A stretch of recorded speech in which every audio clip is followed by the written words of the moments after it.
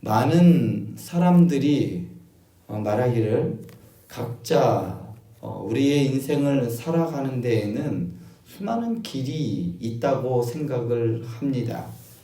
각자 자기만의 삶의 방식이 있기 때문인데요. 그런데 사람들이 선택하는 수많은 삶의 방식은 대부분 두 가지로 분류해서 나눌 수가 있습니다. 그것은 하나님을 따르는 선한 길과 하나님의 뜻을 저버리는 악한 길입니다. 이 두 종류의 삶에는 과연 어떠한 차이가 있는지 오늘 말씀을 통해서 한번 살펴보았으면 좋겠습니다. 먼저 지혜를 따르는 선한 길에는요, 한번 살펴볼 때 사람들은 누구나 자기가 원하는 것을 얻기 위해 시간과 노력을 투자합니다. 좀 예를 들어 좀 몸이 약한 사람은 건강을 얻기 위해 운동에 많은 시간을 할애를 하게 되죠.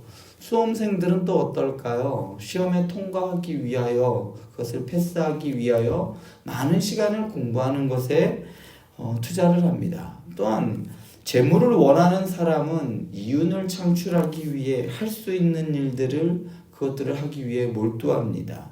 또한 직장에서 승진을 원하는 사람들은 다른 사람들보다 더 많은 실적을 내기 위해 노력을 하죠. 그런데 오늘 본문 말씀에서 본문은 우리에게 은을 찾고 금을 찾듯이 지혜를 구하는데 열심을 다하라고 말씀하고 있습니다. 세상의 재물을 위해서 시간을 다르는 것이 아니라 그리고 직장을 위해서가 아니라 더 나은 지혜를 간절히 원하고 그것을 찾고 구하라고 말하고 있는 겁니다. 그리고 그렇게 찾은 지혜대로 행하라 라고 가르치고 있습니다. 이처럼 지혜를 구하는 사람이 바로 선한 길을 선택한 사람입니다. 그런 사람은 하나님을 경외하는 법을 깨닫게 되어 있습니다. 그리고 사람에게도 선한 영향력을 미치며 살아가게 된다는 것이죠. 유다의 요시왕 때였어요. 대제사장 hil기야가 성전에서 율법책을 발견합니다. 왕은 하나님의 말씀을 듣고서 자신의 옷을 찢습니다. 그리고 그 자리에서 회개를 해요. 그리고 그동안 유다가 숭배해온 온갖 우상들을 불태우게 합니다. 그리고 명령을 합니다. 바알들을 섬기던 제사장들을 파면시켜 버려요. 그뿐만 아니라 온 백성들에게 방을 내립니다. 오직 하나님만 섬기도록 그리고 그 하나님만 예배하도록 온 백성에게 공고를 내립니다. 하나님을 따르는 선한 길은요, 이처럼 하나님을 경외하고 다른 사람들을 의의 길로 인도하는 것입니다. 하나님의 말씀에는요, 선과 악을 분별하는 그러한 지혜가 담겨져 있기 때문이에요. 어떤 것이 선한 것인지 어떤 것이 악한 것인지 우리 사람들의 기준에 의하면 그때그때마다 계속 바뀝니다. 그러나 하나님의 말씀은 절대로 변하지 않습니다. 그렇기 때문에 하나님의 말씀으로 우리는 선과 악을 구별해야 하는 겁니다. 하나님의 말씀에 담긴 지혜를 얻기 위하여 노력하시기 바랍니다. 그냥 얻어지지 않아요. 하나님의 말씀을 가까이 하고 그것을 읽고 듣고 또한 행하기에 힘쓰라는 이야기죠. 어디서 많이 듣던 이야기 아닌가요? 맨날 우리가 주일마다 삼일체 예배 공동체 얘기하면서 말씀을 행해야 합니다. 들음으로 끝나면 안 됩니다. 오늘 말씀에서도 방금 말씀했던 이 요시야 왕은 하나님의 말씀을 보고 그것을 행했던 겁니다. 그랬을 때에 그의 삶은 옳은 길로 가게 백성들을 인도하는 그러한 의의 길을 걸어갈 수가 있었던 것이죠. 또한 두 번째 길을 오늘 말씀에서 이야기합니다. 오늘 말씀의 두 번째 길은 어두움을 따르는 악한 길입니다.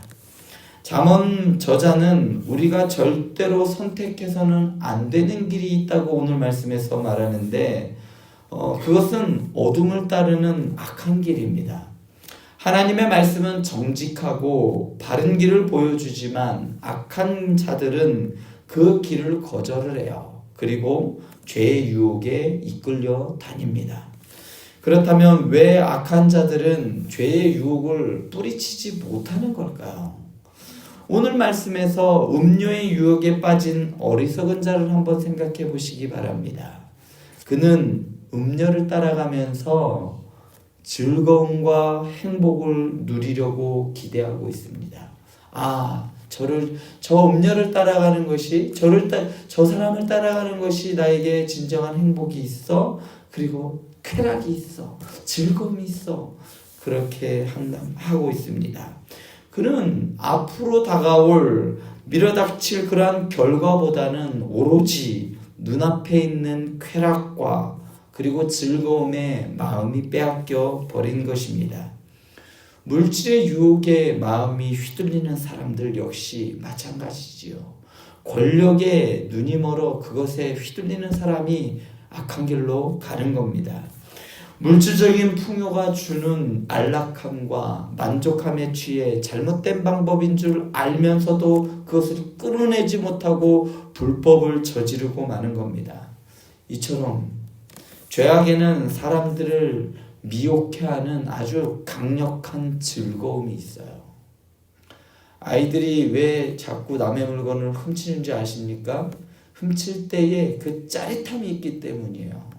좀 더 큰 자극을 원하기 때문에 사람들은 마약을 하고 도박을 하고 이러는 겁니다. 하지만 즐거움과 안락함은요, 그것은 아주 일시적인 겁니다. 그리고 그것의 결과는 멸망입니다. 강원랜드에 그 앞에 가면요, 차들이 그렇게 많대요. 근데 오래 세우는 차들이 많답니다. 왜냐면 다 그거 전당포에 맡긴 차들이에요. 강원랜드에 드나드는 사람들은 그 도박, 잠깐의 그 즐거움 때문에 인생을 파멸로 이끄는 줄도 모르고, 그래 이거 계속 하다가는 내가 망하겠지 그러면서도 돈 싸들고 가서 결국에는 가지고 있는 모든 재산을 탕진했는데도 깨닫지 못한대요. 끝까지 거기에 남아서 맴돌고 사람들한테 돈을 구걸하고, 그러한 일들이 사회적인 문제가 되어서 TV에 종종 나오는 것을 우리는 볼 수가 있습니다. 세상의 악한 문화와 죄의 유혹은 만만히 볼 것이 아닙니다. 잠깐 하다 말겠지? 나는 끊을 수 있어. 아닙니다. 혼자의 힘으로는 그 유혹을 뿌리치기 어렵습니다. 그럴 때 하나님의 말씀을 따르는 지체들인 바로 우리들이 그러한 사람들을 붙들어 주어야 하는 겁니다. 혹시라도 내 주위에 요새는 또 증권에 미친 분들도 계세요. 그것을 재투자라고 하지만 결국엔 그것에 하다 그것에 좀 더 요거를 투자해서 뭐를 얻다 보면은 그것에 취해서 집까지 날린 사람을 저는 아주 가까이에서 보았습니다. 물론 그것이 다 나쁜 것은 아니지만 그것을 통제할 때, 그렇지만 통제하기는 쉽지 않습니다. 사도 바울은 우리에게 정욕을 피하고 정직한 마음으로 주님을 믿는 사람들과 의와 믿음, 사랑과 화평을 따르라고 디모데후서 2장 22절에서 다음과 같이 말합니다. 또한 너는 청년의 정욕을 피하고 주를 깨끗한 마음으로 부르는 자들과 함께 의와 믿음과 사랑과 화평을 따르라. 하나님의 지혜를 따르는 자와 교제를 유지하는 것이야말로 세상의 어두운 일을 끊어버리고 죄악의 길에서 벗어날 수 있는 최고의 영적 처방입니다. 내가 혹시라도 영적으로 그렇게 좀 빠져있다라고 하면 신앙생활을 열심히 하는 분들과 가까이 하시기 바랍니다. 또한 여러분들 주위에 그런 사람이 있다면 여러분들이 붙들어 주시기 바랍니다. 사랑하는 행복한 교회 성도 여러분, 악한 문화의 세속적인 방식을 거절하고 그것을 거슬려서 하나님께 순종하시기 바랍니다. 말씀이 들렸다면 그것에 우리가 살아내는 것이 바로 우리가 추구하는 삼위일체 공동체가 아니겠습니까? 그것은 단 하루 아침에 되는 것이 아닙니다. 하나님의 말씀은 한 번 한 번 하면서 그것이 점차 신앙의 내공으로 쌓여가는 겁니다. 어느 때 한 번 순종했다고 해서 그것이 신앙이 자라나는 것이 아니에요. 운동선수가 운동을 잘하기 위해서 매일 아침 달리고 운동하듯이, 건강한 사람이 건강을 유지하기 위해서 매일 아침 뚝을 걷듯이, 우리도 신앙적으로 신앙이 건강한 신앙인을 유지하기 위해서 이렇게 매일 아침 기도하러 새벽 기도의 자리로 나와야 하고, 그리고 하나님의 말씀을 가까이 하고, 그리고 그 말씀을 매일매일 실천하기 위해서 몸부림칠 때 우리의 신앙은, 우리의 믿음은 건강한 믿음이 될 수가 있는 겁니다. 아무쪼록 하나님의 말씀에 순종함으로 날마다 지혜를 따르는 선한 길을 걷는 저와 여러분 되시길 간절히 축원합니다. 기도하시겠습니다.